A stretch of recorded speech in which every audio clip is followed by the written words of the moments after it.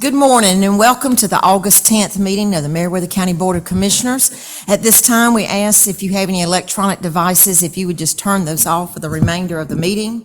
At this time, we'll stand for the invocation and be followed by the Pledge of Allegiance. Let us pray. Dear Heavenly Father, we thank you for another day that you've given us. We thank you that we have the opportunity to come together once again to take care of the business of this county. And dear Lord, as we always do, we just ask that you guide our thoughts, our actions, and our words, that we do what is pleasing to you and in the best interest of all of us who live in this county. We thank you for those who are present today. We ask that you be with them as they travel back to their respective places and ask for safe travels. We pray these things in your name. Amen. I pledge allegiance to the flag of the United States of America and to the republic for which it stands, one nation, under God, indivisible, with liberty and justice for all.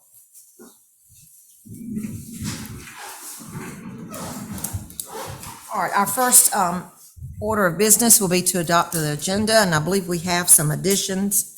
Yes, Madam Chair and Board. Under 7 for new business, we would like to add the upgrade of the Office of the Tax Commissioner to WinGap for software. Okay. And number 8 would be to change the date for the public hearing for a rezoning matter that was set at our last meeting. Okay. Anything else? That's all, ma'am. All right, can we have a motion to adopt the agenda? So moved. We have a second. All in favor? Next, we have our finance report. Mr. Gregory? Madam Chair, we have in your packet the bank balance report, and then I passed out some other reports this morning. I'll go over them real quickly. Like the general fund's at 2.2 million. We'll probably have to move some funds from the local government investment pool. You see down under general LGIP, we've got $1 million. We may have to move some of that toward the end of the fiscal year for October. Other than that, everything's looking really good. The fire district O&M is pretty strong at 2.051 million. And fire district bond, we've got plenty there to pay the notes this month. So we're in pretty good shape there. The 2020 SPLOST will take a hit this month because of the 2022 LMIG, 2021. Well, it's 2022 LMIG that they're working on right now. Mm-hmm. The other reports are just the 2020 the T-SPLOST and SPLOST receipts for the month. SPLOST, the county portion, was $150,000 this month, and I think that might be the largest. We got 151 back in April, but that's the second largest that we received, and we're sincerely hoping that trend continues. The T-SPLOST, total distribution was 194. The county's portion was 126, and that's pretty close. That's second highest we've received on the T-SPLOST as well. So we're in really good shape on both of those special purpose funds. And unless you got any finance questions, that's all I have. All right, anybody have any questions? No, but I do have a comment, Madam Chair. Okay. Bill and I looked this up just this week. 2016 was the last year we used the TAN note. Now, we had it approved for 2017 and 2018, but again, we didn't touch it. So 2016, it was the last year we actually had to go into the tax anticipatory note. And I think that's a pretty good record, really. Oh, it is. Thank you for the reminder. I do have one other thing. Okay. I know it's hard to believe, but it's tax millage time and budget time next month. Last year we had the millage rate hearing and set the millage rate the first meeting in September. We'd like to do that again this year if the board would like to do that. That'd be September the 14th. In the budget, last year we had held a public hearing the first meeting in September, then approved it at the last meeting in September. We'd like to do that again this year, have the public hearing on the 14th, and then approve the budget on the 27th. And we'll do all the advertising and posting all those things in the paper for those meetings. Okay. And that's all I have, Madam Chair. All right, thank you. All right, I do not believe we have anyone signed up for citizen comment. Is that correct? Okay, we'll move on to the minutes. We have the July 26, 4 o'clock special call meeting. Had the opportunity to look over these minutes. Are there any changes that need to be made? Hearing none, I make a motion to approve. All right, we have a second. Yes, second. All in favor? All right, we have the minutes from the July 26, 2022, 6 p.m. regular meeting. Are there any corrections or changes that need to be made? Hearing none, I make a motion to approve. Have a second? Yes, a second. Sounds like we got an assembly line going. All in favor? All right, thank you. We do not have need for a public hearing, and we move on to appointments, and that is appointment to the Pine Mountain Regional Library Board, and I'm happy to say we have some willing to serve on that board, and that would be Sharon Cuddington. So I make that in the form of a motion. I'll second it. All right, all in favor? All right, thank you. All right, unfinished business. Number 1 will be the Health Department moisture test results and recommendation. Ms. Irizarry? Madam Chair and Board, you will see in your package the issue paper for that. This was brought before you with a very large amount to remediate the complete building flooring before. At this point in time, what staff is recommending is the French drains, which will help with the moisture issues in the building as well as outside of the building. And the cost option is $37,896, which is a savings of almost $20,000 over the first option.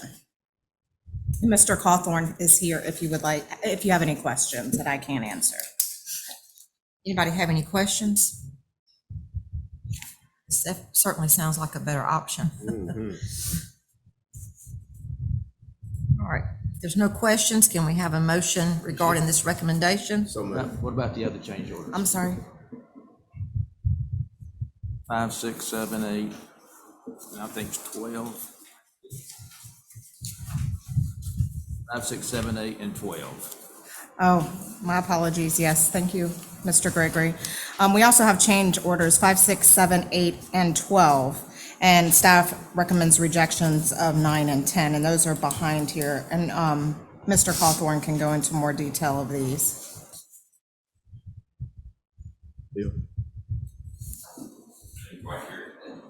Okay, this is regarding those other options. There's a couple that y'all recommending that we turn down. Yes, and Theron was preparing that information, and I was out of town, so I don't have that in front of me. But he was recommending that we approve those items. 9 and 10 are the vapor barriers. So that goes against Yes. what we're changing to do, right? Okay, That's right. all right, that makes sense. And then the moisture issue should be resolved with the grading, because the dirt's higher than the finished floor on the outside of the building. Okay, so we'll approve 5, 6, 7, and 8.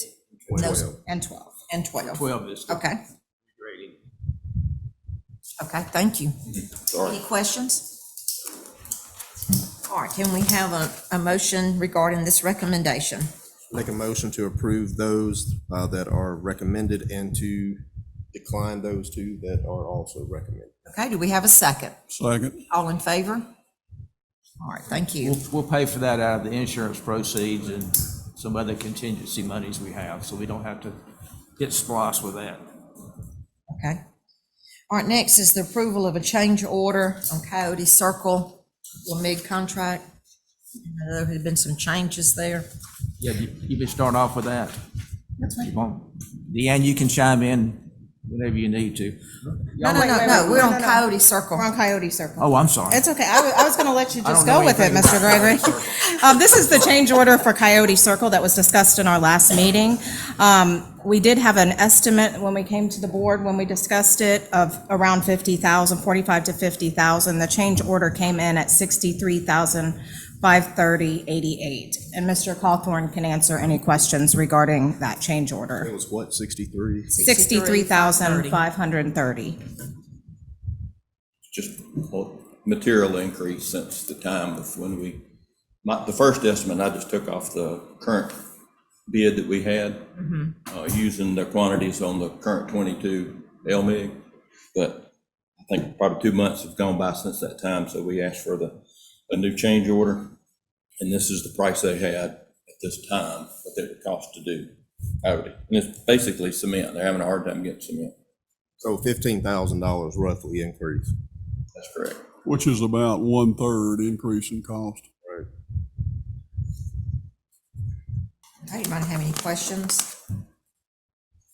I just have a comment I want to make. The reason we added this was because we had already voted to spend an additional $50,000 Right. on Forest Road, right?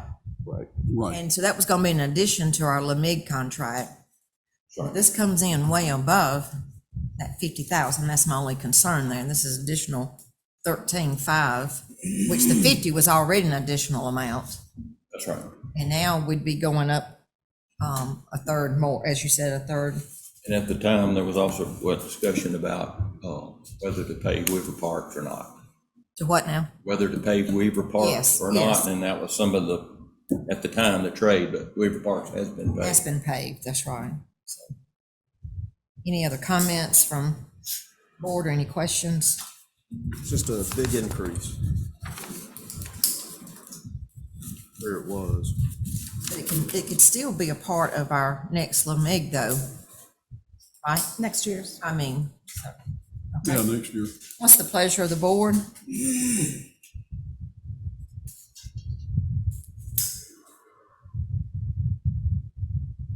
Anybody?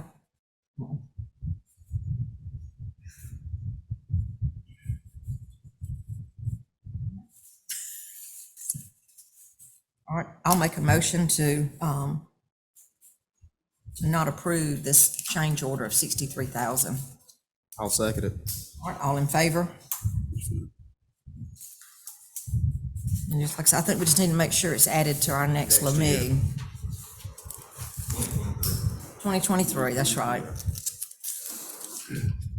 It's just too far over what we had approved additional funds.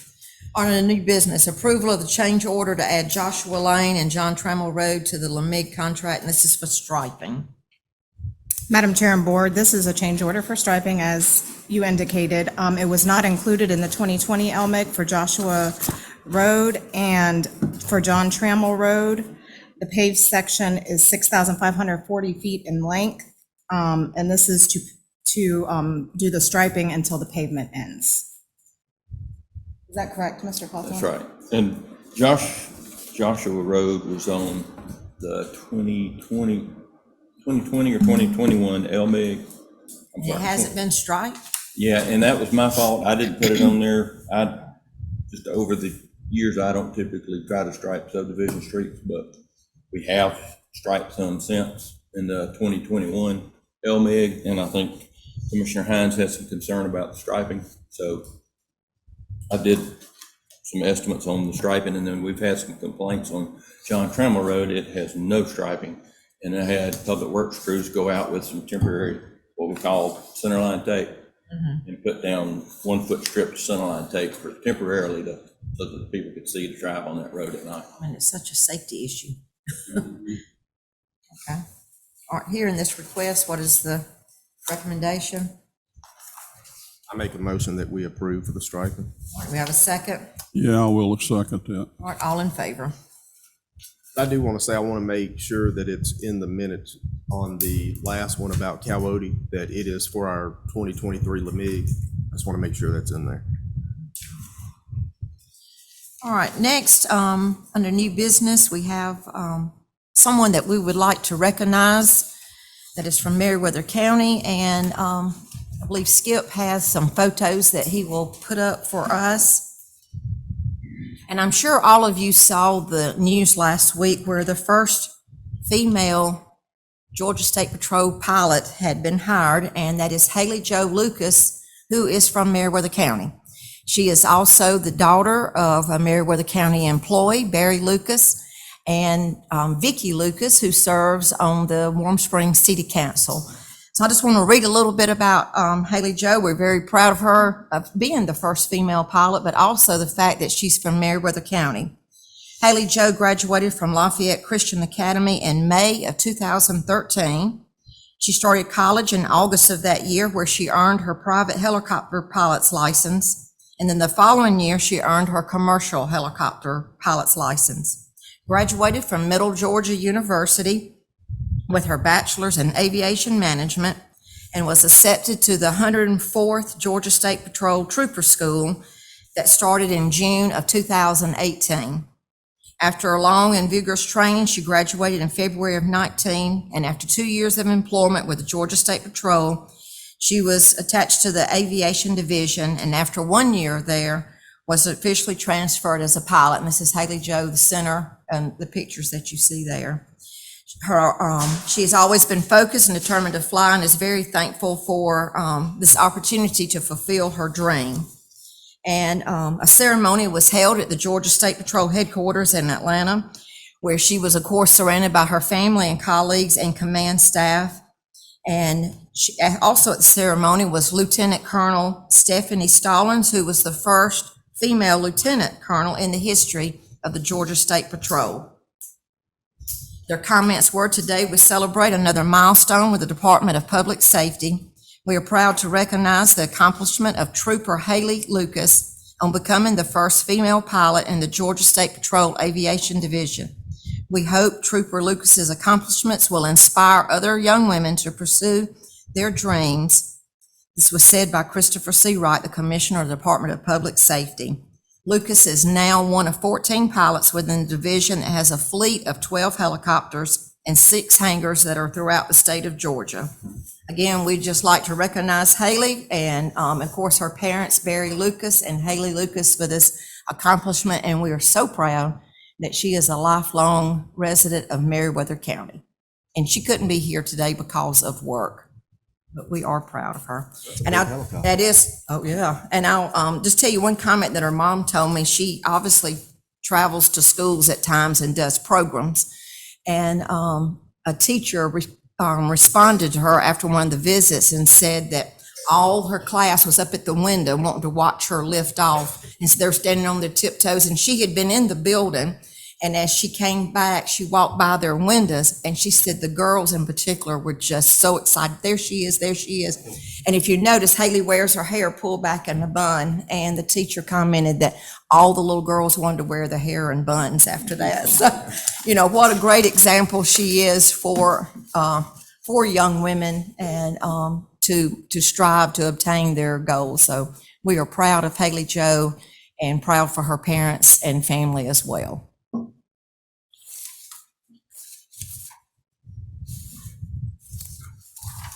And I believe her mother was online. Is she? Okay. All right, there she is. We're glad she was able to be online. All right, next, number 3 is the Water and Sewage Authority presentation for budget year 2022-23. Good morning. You should all have a sheet looks like this in your packet.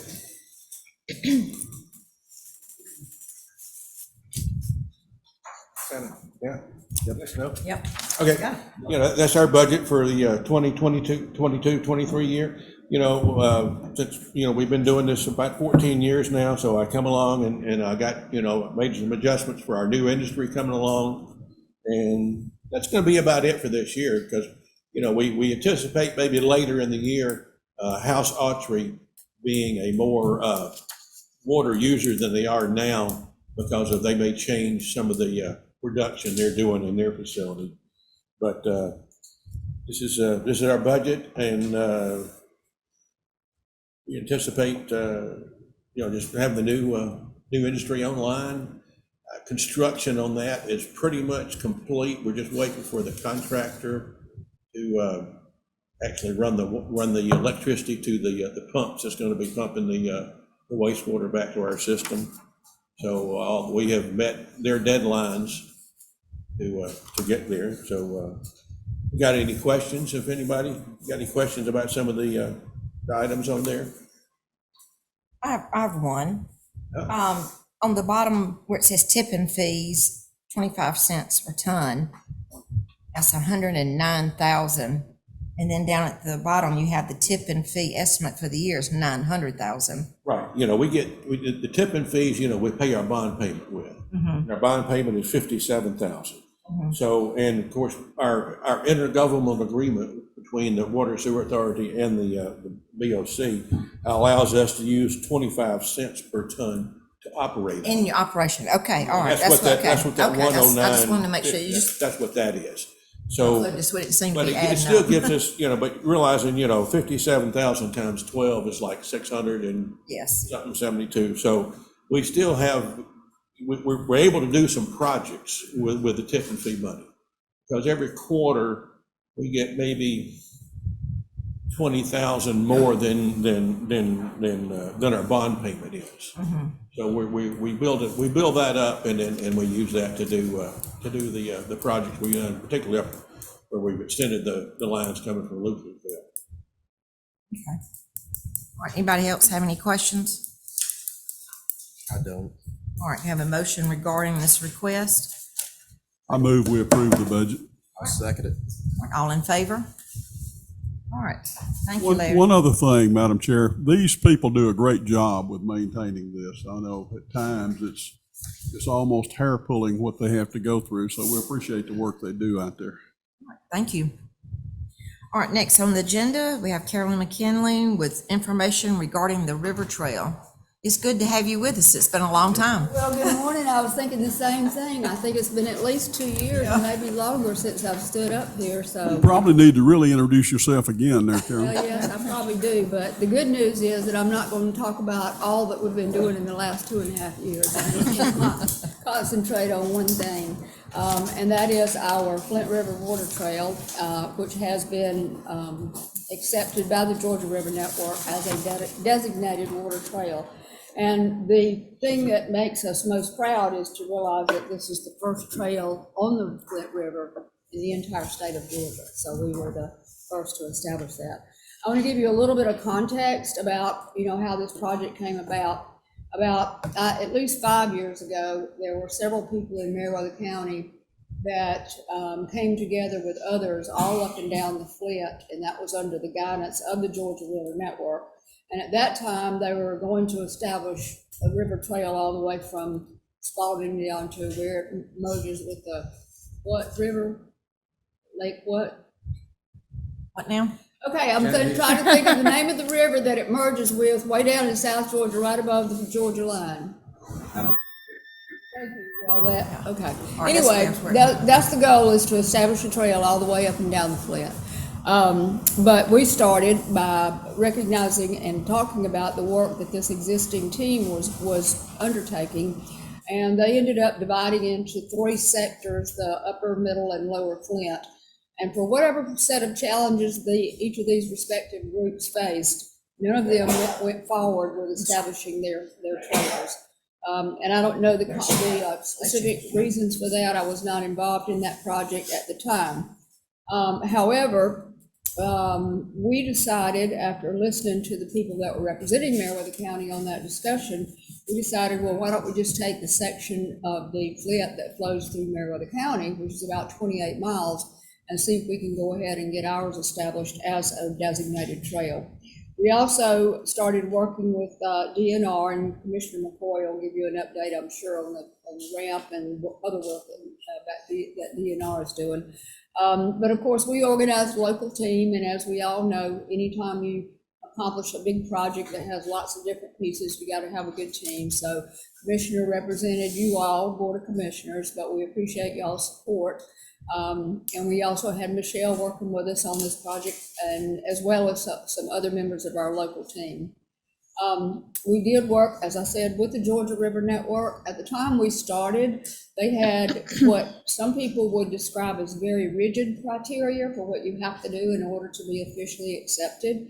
And it includes things like you have to identify the number of miles, you have to have a resolution from your Board of Commissioners or other elected officials, which you all agreed. In fact, I think Commissioner Threadgill, you signed off on that a couple of years back, so thank you.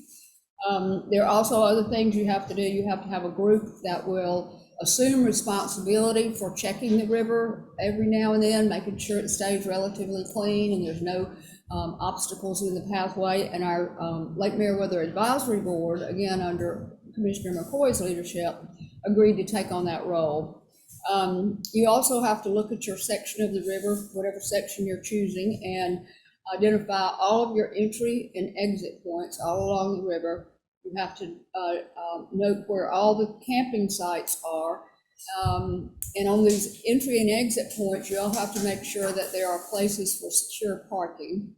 And then you also have to produce a map, which is what you all are looking at. You have to produce a map, that's one of the stipulations. And you have to construct or purchase some type of kiosk so the map and other information about the trail can be publicly displayed. So we went through all of those steps, took a couple of years. Fortunately, we got some money from the Georgia Department of Economic Development when they were doing their tourism product development grants. And we completed ours, we got it, we petitioned the Georgia River Network and did get it officially accepted. From that point, we started conversing and talked about the need to really reach out to some of our surrounding counties and see if we could encourage them to come on board with this project. So we first identified like 5 counties surrounding us. I think it was Spalding, Talbotton, Pike, Upson, and one other one. And so they came together, we started talking, and then suddenly we got a call from somebody down in Macon County, Georgia, said, I heard what y'all were doing, we'd like to be a part of that. And so the word just started spreading by word of mouth, to the point that we now have a whole bunch of counties that have all come together wanting to work on the project as it relates to their sections of the river. Now, some people may say, well, I don't even know why y'all are doing that. What's the big deal about having a water trail? Well, first, a trail is just what it sounds like. It is a trail within the body of water. It, first of all, helps the potential user, somebody that's wanting to go fishing in the river, kayaking, canoeing, whatever. It provides information to them. So if you were wanting to come to a new section of the river and you didn't know anything about it, this trail, the designated trail, and the information related to it provides that potential user with lots of information that they will need in order to feel more comfortable using our section of the river. It also it promotes tourism. It spurs economic development along the river, and it promotes environmental stewardship. So there are a lot of advantages to having these trails, and that's the reason that we wanted to do it. What we did is create an inventory to make it easier for our fellow county partners to start working on this, and I'm not going to share all this detail with you, but we developed an inventory based on the criteria established by the Georgia River Network, so that as a new county comes on, we can send them this and talk about what they need to do, and they can start looking at their particular assets and how to develop their action plan related to that. Let me also mention that the Georgia River Network, I mentioned their sort of rigid criteria when we started. Over time, they have changed some personnel, and they have shifted to an entirely different philosophy. They are no longer wanting to be seen as the policemen or police people of the river in terms of the designated trails, but they are now moving to a more supportive, a more facilitative role, so they can provide technical assistance, but not serve as, okay, if you don't do all of this, you don't get your designation. So they've been very, very helpful. So now when we meet, we have a representative from that river network that meets with us, as well as folks from the Flint River Keeper. For this work, and again, it is ongoing, I'm going to share with you a map of all the counties that we currently have, and I just got some information just last Friday when I got back to my office, some information about a couple of other counties that had not been involved that heard about it, and somebody from one of the lower counties contacted one of their counties. So it continues to grow, and so this is our map. The check marks represent the counties that are already officially working with us, all the way down to way down south. We still have I can pass them down if you want me to. we still have a few more counties we're trying to bring on board. There, 4 people heading in one. I want you to have that. And so before we scroll through the website again, I know Skip has been scrolling through there a little bit, and I'm glad for him to do that, and I appreciate that. But before we do that, I do want to share this with you all. This is an award that Meriwether County received at the Governor's Conference last week from the Georgia River Network, excuse me, I had it backwards. And we are identified as a water trail hero for 2022, the Flint River Water Trail in Meriwether County. Now, since this represents our county's accomplishments and not just our team, I want to ask y'all what you want to do with this award. I mean, you can put it in your display box or James' display box, or I can put it in the tourism office, but I think it deserves recognition as one of the accomplishments for our county. So, you can, In my opinion, it'd be out to stay with the tourism. Me too. Yeah. That would be great. I think Tom. more people will stand a chance of seeing it, you know, Than they there would than here. Mhm. That's great. Very nice. Yeah, It it is. is. Yep, it It is. is. award, and I was just so proud of it to accept it on behalf of our county, and I made that very clear, it's not Carolyn. Right.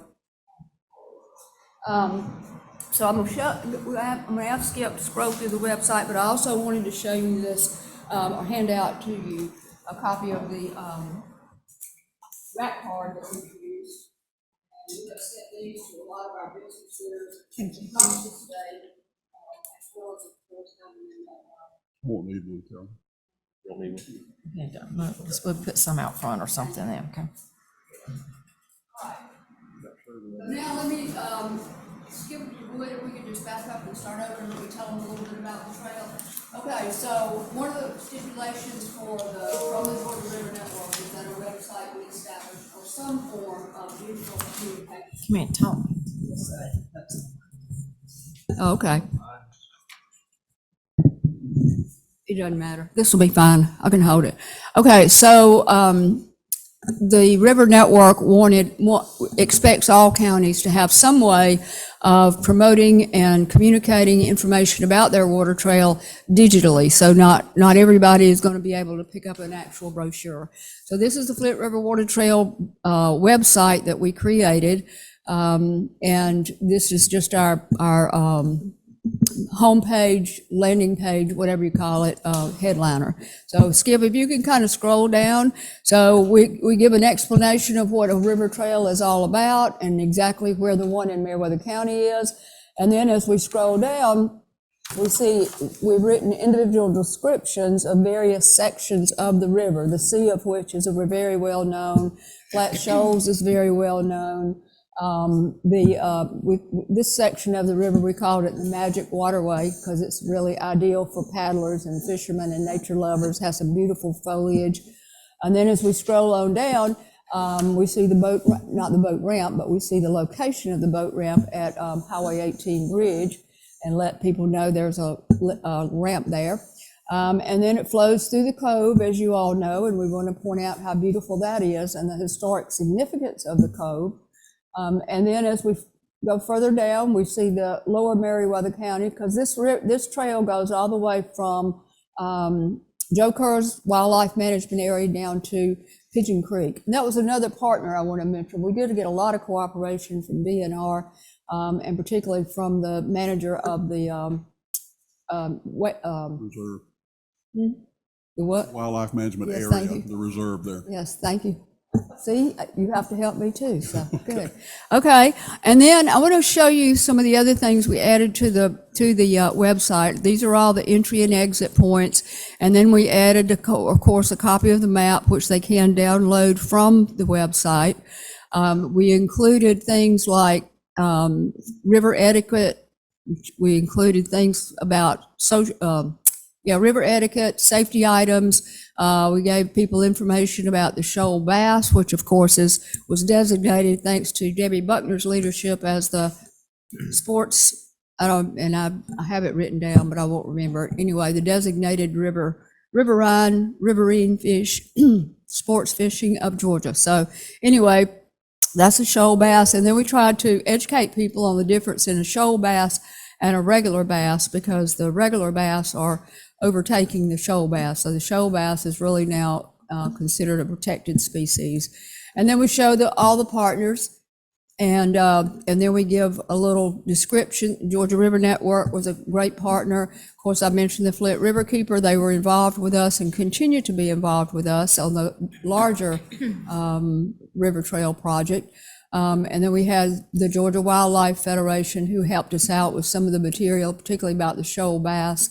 And of course, the state of Georgia that provided the funding. I'm going to ask Skip if we would, not to spend a lot of time on this, but to scroll through the gallery, because what I want to remind us all of is the beauty and valuable resource that we have that is a natural product of Meriwether County. And we are so blessed to have this much of the river that flows through and for it to be such a popular area. You see somebody you recognize? The alligators. Oh, the alligators. Oh, I think they were enjoying themselves. So, yeah, that's of course Eddie McRae, a local fisher person. And there's lots and lots of beautiful wildlife that grows along the Flit, and lots of, I mean, it's just majestic in its beauty. So we should be very grateful. And every time I look at all these photos, and I feel just so very humbled, you know, for us all to have the advantage of having this asset. So I wanted to share that with you. As I said, that's the only project I'm going to talk about right now. We do have some other things we're working on, obviously, but this is our most recent accomplishment. And I'd like to come back and give you an update when we get as many of our partner counties on board as well, because that's going to be a big deal, not just for Meriwether County, not just for our region, but for the entire state of Georgia. So thank you. I'll be glad to Is that Eddie's boy? answer any questions if you have any. Miss Carolyn, is that Eddie's Boykin Spaniel in the pictures? No, actually, that's Janet Durkin's. Yeah. Okay, you have a question? I think it's great. It's such a huge asset for our county. And thank you and all of your partners for all of the work. And it's good to get an update on it. Thank you. You know, I've seen a few things here and there, but it's good to have Whole all this picture. information. Yeah, So thank you. Thank you Madam very Chair, much. just a comment. Uh-huh. When we first started this project, when Carolyn first approached me about using Lake Meriwether to help with this project, it was more, I think I felt the draft as much that time as I did the first time. Of course, I felt the draft twice in my life, so she's pulled us right in there, and of course, we got the job done. But here's the thing that I wanted to make mention of. Carolyn is a super trooper. She does yeoman service, and we don't realize it oftentimes, to Meriwether County. I've yet to see her shirk a task, so I appreciate what you do, Carolyn. We all do. We certainly do. I appreciate that very much. Thank you very much. All right, number 5, under new business, request from Wargo's Pumpkin Patch to close Johnson Road on specific days and times, September 23rd through November 6th. I think this is something we've done each year for the last 6 years, several years anyway. Yes, and the dates and time, or I'm sorry, the dates you mentioned, but the times and the days are in your packet, which is, excuse me, Fridays, 8 a.m. to 12 p.m., Saturdays, 9 a.m. to 6 p.m., and Sundays, 1 p.m. to 6 p.m. Okay, like I said, this is something they've been doing for, sometimes it's for safety reasons to close that with, I think they have a hayride or something they do, and they get out on the road there. Do we have any questions or comments? I make a motion to approve. All right, we have a second. Second. All in favor?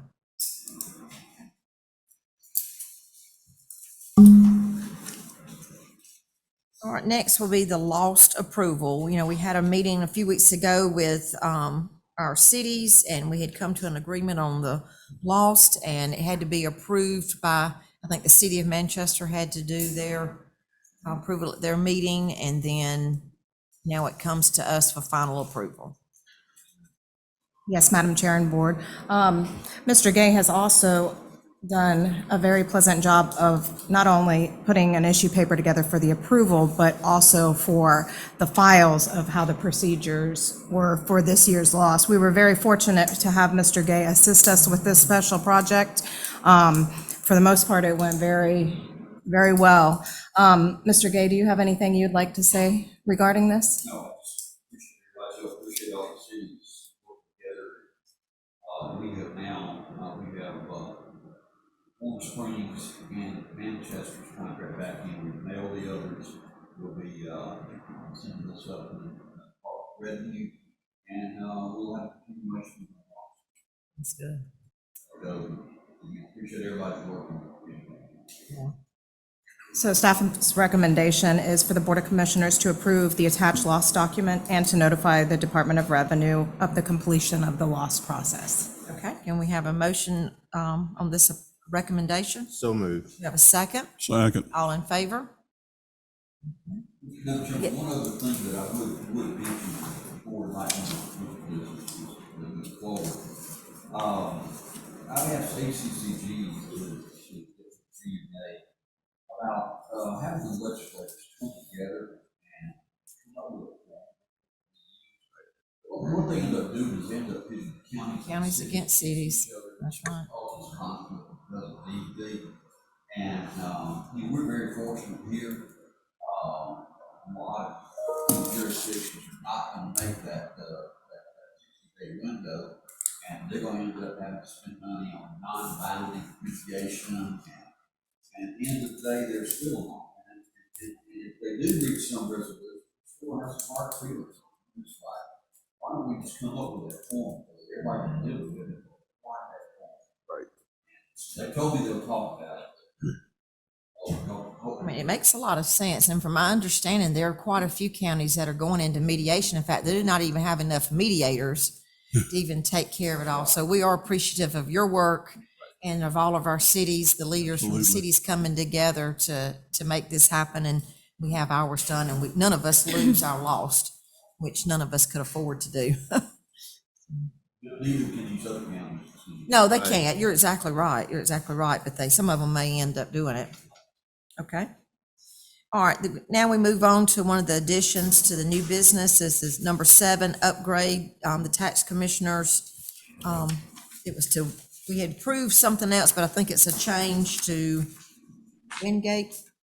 Yes, Madam Chair. At your last meeting, you approved an upgrade to the tax commissioner's accounting software with Harris in the amount of $14,352 to be paid out of SPOS. But since that time, tax assessor's office and tax commissioner and Mr. Theron have gone through the process of doing the tax digest and reminded me how difficult it was because the Harris software will not talk to the WinGap software in the assessor's office. So we were asked to revisit that and see if there's any way that we could, bring the cost back in line where it needs to be. WinGap's cost is $30,000. But if we do some creative finances, as Michelle likes to call it, we can pay $15,000 of that out of SPOS, and the rest of it we could pay out of next year's budget. Because next year's budget is a $19,500 amount for the annual support for the Harris system. So in fact, we will be replacing that with the $15,000. And then after the year is up, we'll be in the following fiscal year, and then we'll start with the regular $15,000. So we'll be able to make that work price-wise. And Deanna, you want to comment on? So we have the tax commissioner online. Availability, I don't know if she I mean- has any- Good morning. Good morning. Yeah, after looking at both systems, WinGap, and I did talk with a few other tax commissioners that use the system, and they said their digest process goes much quicker because they can upload the information from the tax assessor's office directly to the tax commissioner's office. Whereas with the system we use now, they upload it to Aumentum, and then Aumentum has to upload it to our system, so it takes a little longer, and the systems don't usually, there's some error in the transition of the data. So with WinGap, it would be virtually a few clicks and we would have their data. Okay. All right, anybody have any questions?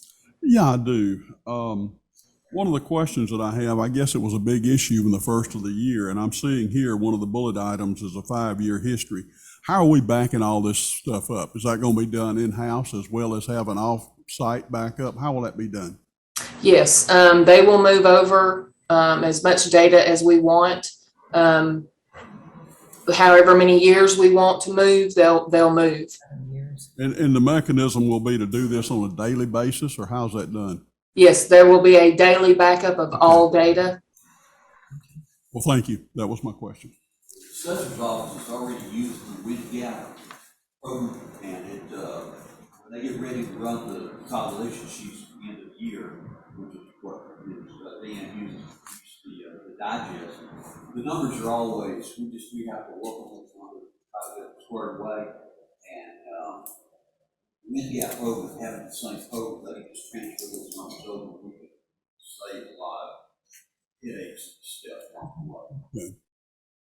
Really, I mean, it certainly sounds like a good option for us, and I just like to say it's what happens when the county offices and constitutional offices can come together and work for the betterment of the county, because it looks like it's gonna be a savings to us and also make the process easier. So we appreciate the tax commissioner's office working with the tax assessor's office and with our staff to get this done. Thank you. Absolutely, my pleasure. So our recommendation is to, rescind the board's action through Harris and then contract with K&G Consulting for $30,000, of which 15 will be paid out of SPOS and the rest through budget. New budget. Okay, can we have a motion regarding this recommendation? Make a motion to approve what Mr. Bill just stated. You can give it to Beverly. We have a second. I will do a second. All in favor? All right, thank you. Thank you, and thank you for your time. Thank you. All right, next, number 8, this has changed the date of a previously set public hearing. Yes, on July 26th, public hearing was set for a rezoning matter for an RV park. We would like to change that date to 9/14, which is the morning meeting in September. Okay, Is there anything else you want? all right, we have a motion to approve. So move. We have a second. Second. All in favor? All right, so that'll be moved to our first meeting in September. Thank you. Thank you. All right, next we'll move to the report from our county administrator, Ms. Irizarry. Madam Chair and Board, I don't have much to bring to you, but I do want to say congratulations to Danny Stevens, who is our interim fire chief, and wish him the best of luck. We have processed and published the deputy chief positions. There have been a few changes in those job descriptions, but those are up.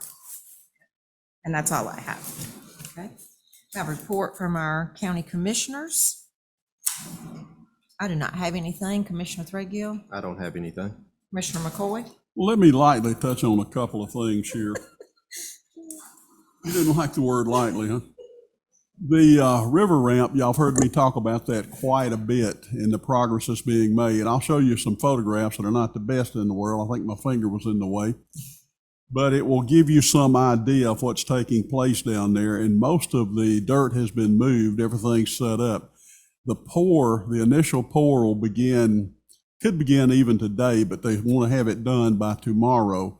The slab then will cure. When you're looking, that's just looking up from the ramp right there. You're looking how it's laid out. Look down into the river. Notice the angle is so much different than our old ramp. It's more perpendicular to the river. And so a lot of dirt has been moved, things have been done, but getting back to the slab, it will be poured, allowed to cure over the next couple of days as well as the weekend. Monday morning at 8 a.m., they want to take and push that out into the river, which will be the basis of the foundation of the ramp that extends out there. So that will be taking place. So I wanted to bring that to you. So if you see that, you will have some idea of what's going on.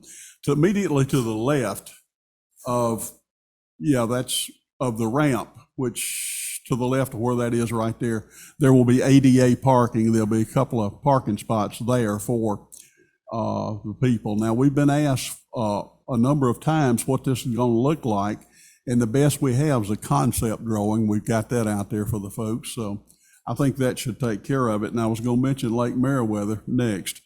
We were not able to have our meeting last night. We didn't have a quorum, but there's a lot of work going on down there, and Mr. Beal may want to comment here at any time about this. The RV work extending the park has gone on. They've got even the live water lines stubbed out in there, and they've got the freeze-proof faucets that are connected, and the wires are run. They're stubbed out, so they're ready to go. It's just a matter of doing the last-minute details and then just finishing up the sites themselves. So we will have 6 additional new RV sites down there. And I mentioned earlier, I think we talked about the paving. You know, the dam down there, our earthen dam, comes under the earthen dam inspection, and that's something we have to pay particular attention to, is that dam.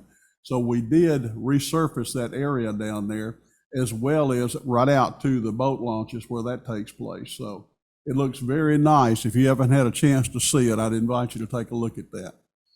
And with that being said, Madam Chair, that's all I have. All right, thank you for that update. Y'all have been busy. All right, next will be a report from our county attorney. Madam Chair, I have nothing to report. Okay, do we have need for an executive session? Yes, Madam Chair, for litigation and real estate. Okay. All right, before we go into executive session, let's mention our future meetings. August 23rd, 2022 will be our regular meeting at 6 p.m.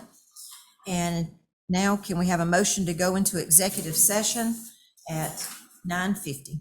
So moved for the purpose of litigation and real estate. All right, we have a second. Second. All in favor? All right, we're in executive session. Thank you. Thank you for being here. All right, can we have a motion to go back into regular session? So moved. Have a second? Second. All in favor? Is there any other business to come before the county? Hearing none, can we have a motion to adjourn? So moved. Have a second? Second. All in favor? We're adjourned. Thank you.